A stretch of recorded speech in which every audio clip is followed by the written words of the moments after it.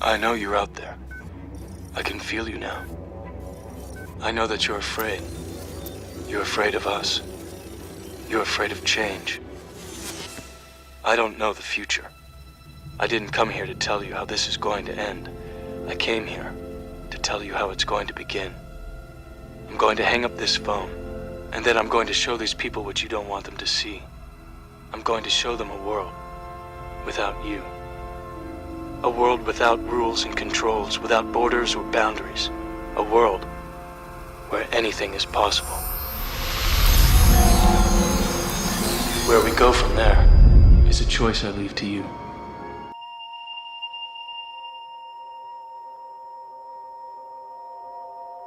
Conceitualmente, a palavra corrupção quer dizer tornar podre, estragar.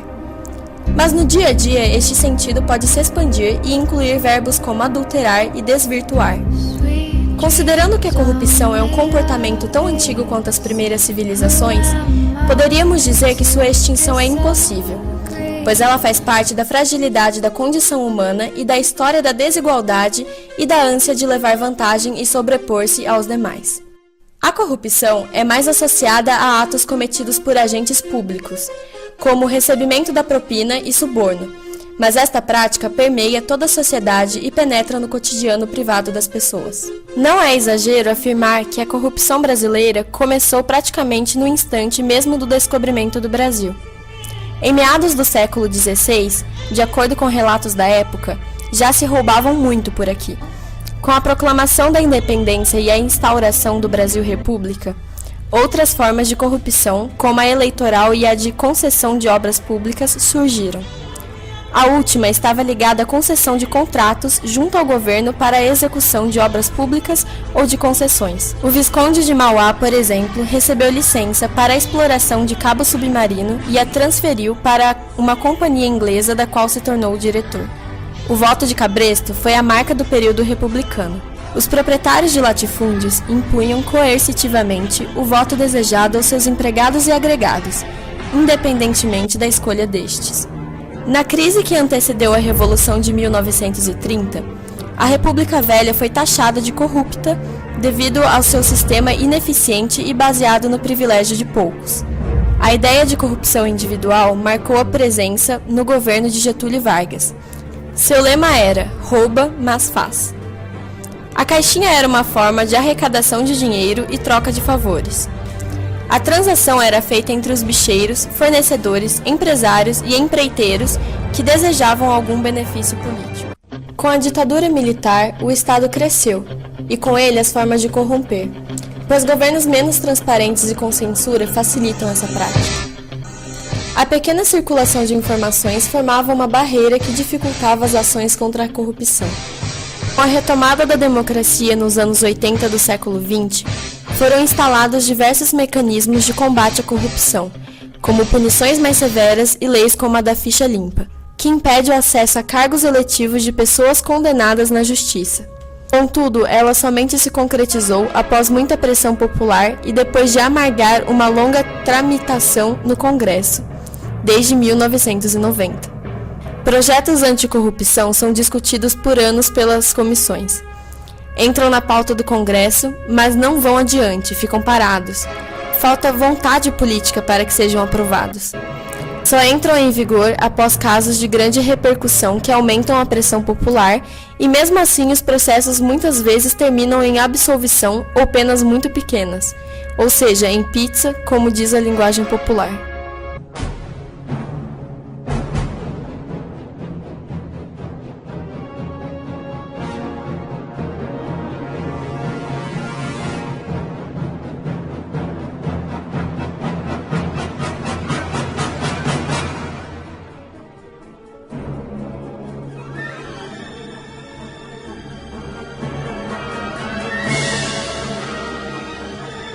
Como já foi afirmado por muitos cientistas sociais, faz parte do ser humano a tendência à corrupção.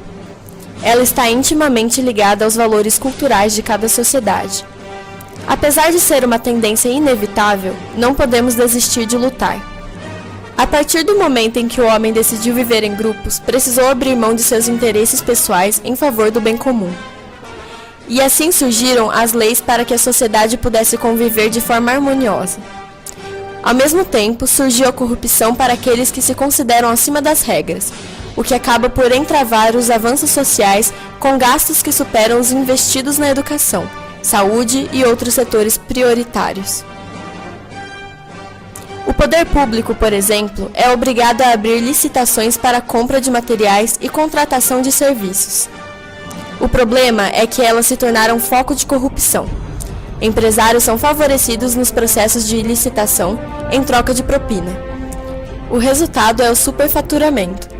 Nós acabamos pagando muito por produtos ou serviços que custam bem menos. Mas isso aqui, gente... É da China, querida. Tudo trabalho escravo. Na China tá valendo pra base dos R$5. R$5? R$5 na China, porque aqui no Brasil, no caso, vai estar incidindo um monte de imposto, dá uma aumentada. Ah, é? Isso. Só pra começar, tem aquele imposto de importação, duplica o preço. É mesmo? Só um minutinho que eu vou falar pra você quanto que vai estar, na base de quanto. Aí tem CMS, só um minutinho. IOF, tem aquele PI, COFINS. Tem o CID, tu conhece o CID? Tem também ISS e CMS. Tá faltando o CSLL. Tem ISS 500, você conhece esse? Que é imposto sobre serviço de qualquer natureza, que no caso é que eu tô fazendo aqui pra você, que é prestando atendimento, vendimento do produto. E no caso, nenhum camelô paga imposto, Mas eu não sou camelô, não.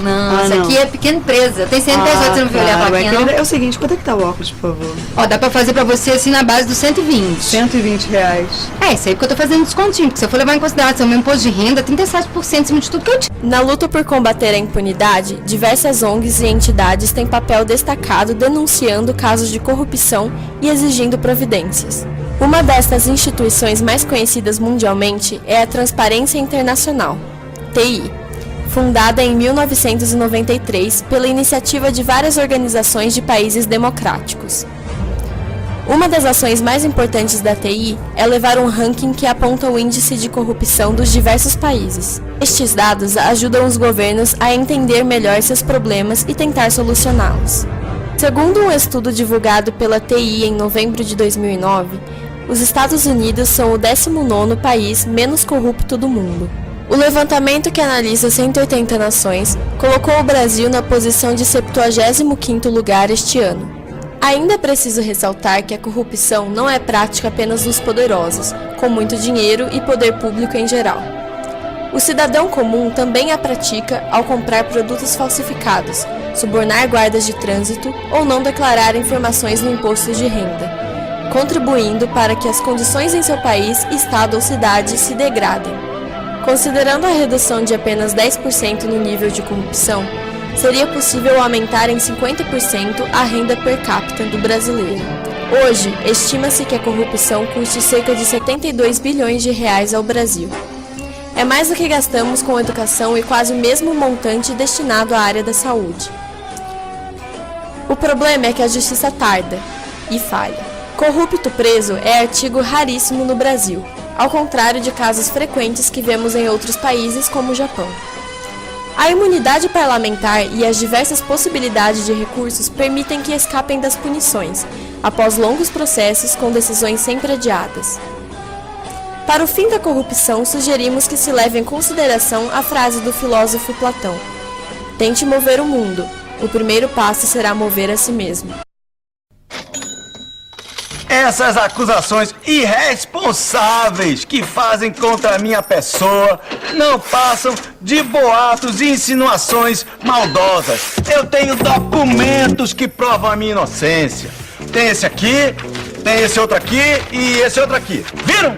Bom, quem viu, viu. Quem não viu, não viu. Então, vamos logo pra fila de cumprimentos, que eu não quero roubar o tempo de ninguém. Mas é só o tempo, hein? Bom, obrigado, um prazer, obrigado. Ah, que emoção. Dá cá um abraço, dá cá um abraço.